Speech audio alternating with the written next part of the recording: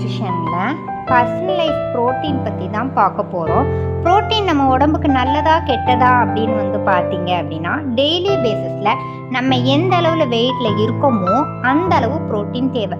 நம்ம 20 கிலோவில் வெயிட்டில் இருந்தோம் அப்படின்னா 20 கிராம் ப்ரோட்டீன் தேவை. 100 கிலோ வெயிட்டில் இருந்தோம் அப்படின்னா 100 கிராம் நம்மளுக்கு ப்ரோட்டீன் தேவை. டெய்லி பேசிஸில் ப்ரோட்டீன் மட்டும் போதுமா அப்படின்னு பார்த்தீங்க அப்படின்னா, ப்ரோட்டீனோட விட்டமின்ஸ் அண்ட் மினரல்ஸு எல்லாமே தேவை. மைக்ரோ அண்ட் மேக்ரோ நியூட்ரிஷன் எல்லாமே நம்மளுக்கு தேவைப்படுது.